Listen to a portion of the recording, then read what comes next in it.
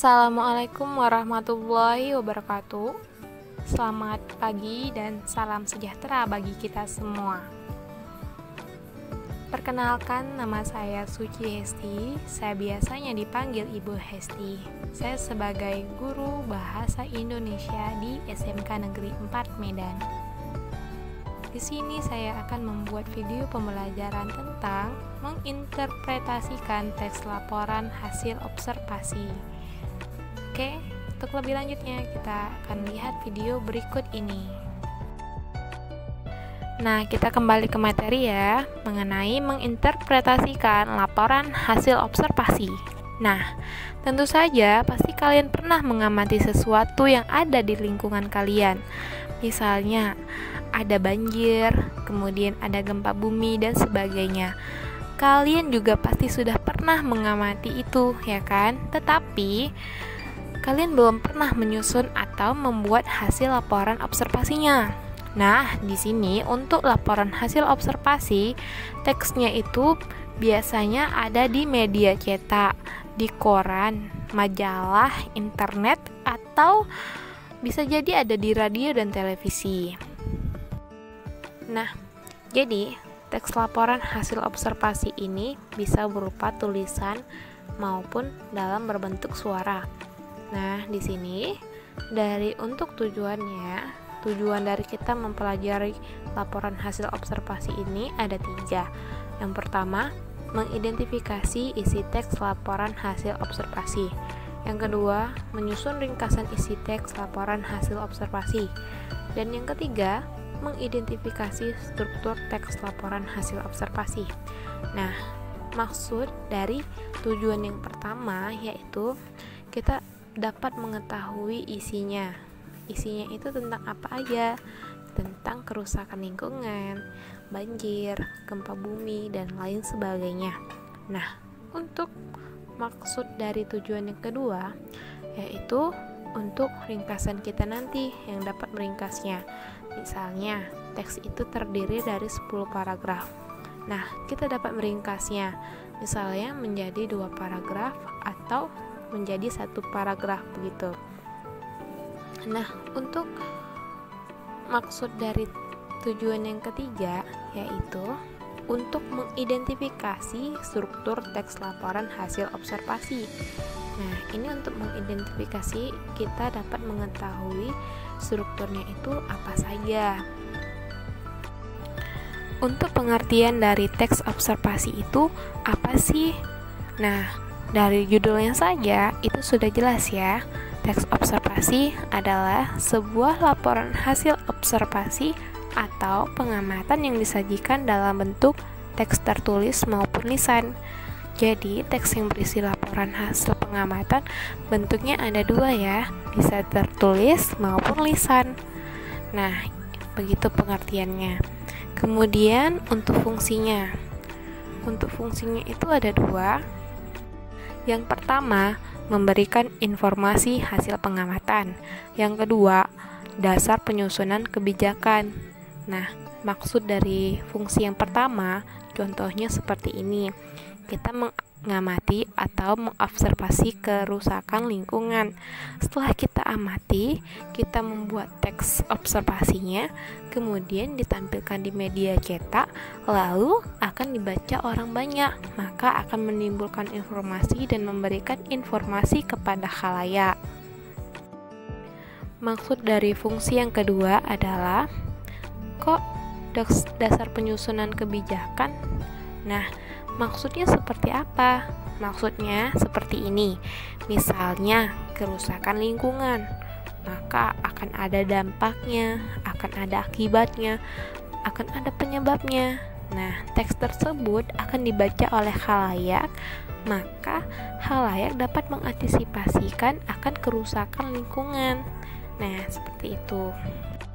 Untuk contohnya di sini ada teks observasi yang menceritakan tentang wayang yang terdiri dari beberapa paragraf. Nah, di sini menjelaskan tentang wayang. Di paragraf pertama menjelaskan, wayang pengertiannya seperti ini ya. Nah, di paragraf kedua menjelaskan jenis wayang, kemudian dari jenis-jenisnya tadi. Misalnya, wayang kulit terbuat dari kulit kerbau, wayang golek menggunakan boneka kayu, dan lain sebagainya. Kemudian, cara meringkas teks observasi. Cara meringkasnya, misalnya ada beberapa paragraf. Misalnya ada 6 paragraf. Kita dapat meringkasnya menjadi satu paragraf agar mudah dipahami. Nah, cara meringkasnya itu ada 3 cara. Yang pertama, kita harus menentukan dulu kalimat utamanya. Nah, kalimat utama ini harus bersifat umum. Kalimat utama itu letaknya ada 3. Ada di awal, di akhir, dan di awal dan akhir atau campuran. Kalau awal namanya deduktif, kalau akhir namanya induktif. Sedangkan kalau ada di awal dan di akhir itu namanya campuran atau deduktif induktif. Misalnya di dalam satu paragraf seperti ini. Satu paragraf ini terdiri dari 3 kalimat. 1, 2, 3. Nah, di sini kalimat utamanya letaknya antara kalimat nomor 1 dan 3, atau bisa jadi kalimat nomor 1 dan kalimat nomor 3, dan tidak mungkin terjadi kalimat nomor 2. Nah, itu cara menentukan kalimat utama. Nah, cara yang kedua, setelah kita menemukan kalimat utama, kita harus menentukan ide pokok atau gagasan utama pada kalimat utama tersebut. Ide pokok ini letaknya di mana? Letaknya ada di kalimat utama. Inti dari kalimat utama itu namanya ide pokok. Dan cara yang terakhir atau yang ketiga itu apa? Nah, setelah kita menemukan ide pokok per paragraf, kita rangkai dari gagasan pokok atau ide pokoknya tadi menjadi satu paragraf, maka akan menjadi kalimat yang padu. Nah, begitulah cara meringkas teks observasi. Langsung saja kita ke contoh ya, agar mudah dipahami. Contohnya ini, wayang. Di sini ada 2 paragraf. Dari 2 paragraf ini kita ringkas menjadi satu paragraf saja.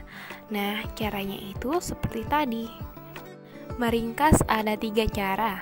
Yang pertama, kita tentukan kalimat utamanya dari paragraf yang pertama.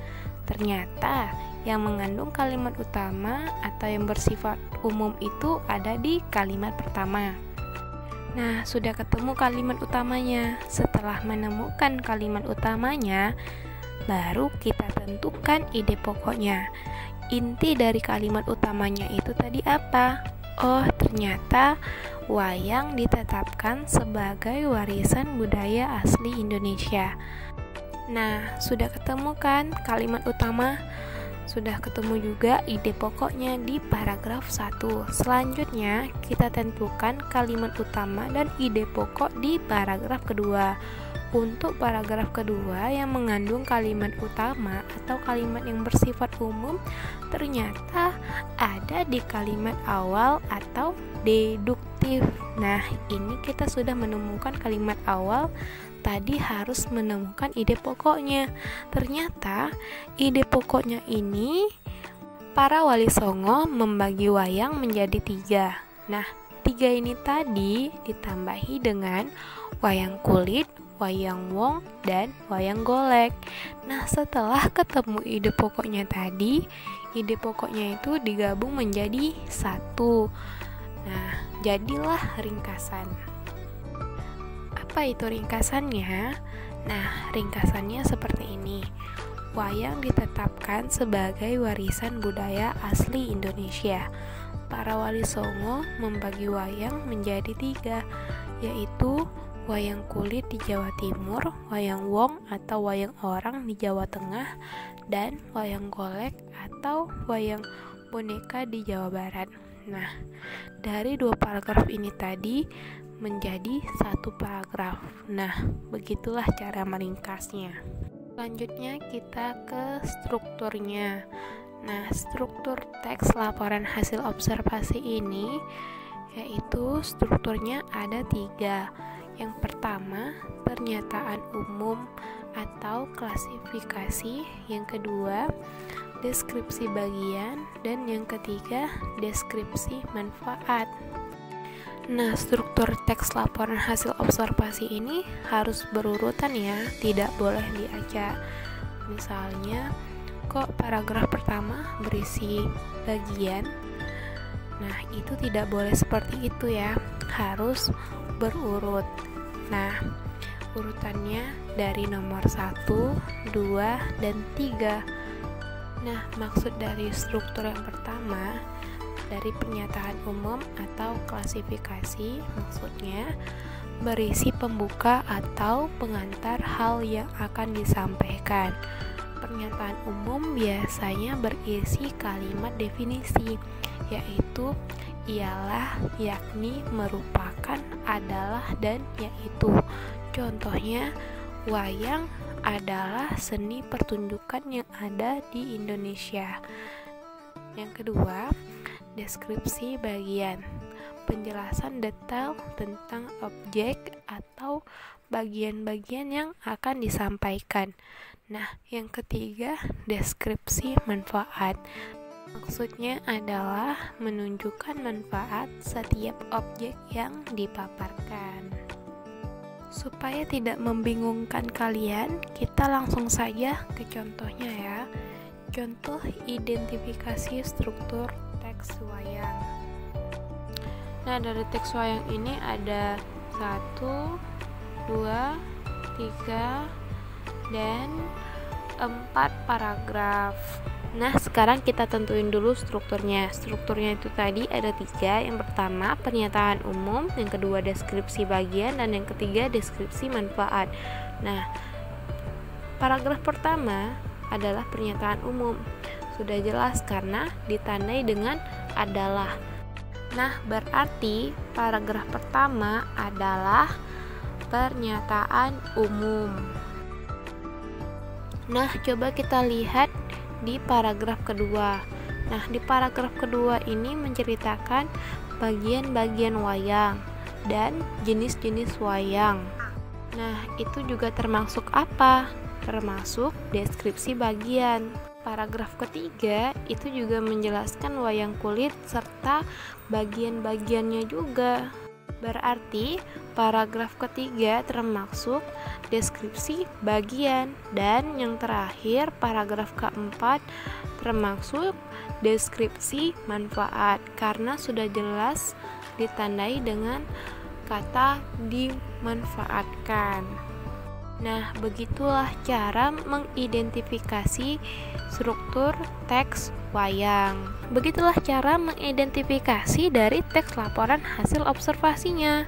Nah, selanjutnya, setelah saya jelaskan materi tentang hasil laporan observasi, tugas kalian adalah buka buku paket halaman 16. Nah, di situ ada teks The Topeng Museum Angkut.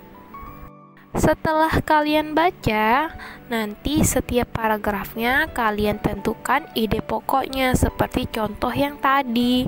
Nah, setelah itu dari ide pokok diringkas menjadi satu. Setelah itu, teks The Topeng ini tadi yang terdiri dari beberapa paragraf, tentukan strukturnya begitu. Nah, setelah itu hasil tugasnya silahkan difoto melalui nomor WhatsApp saya ke 0812 69 25 23 61.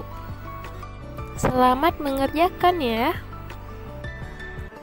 Demikian dari materi yang saya sampaikan. Semoga bermanfaat bagi kita semua. Mari kita belajar sampai bisa. Saya akhiri, wabillahi taufiq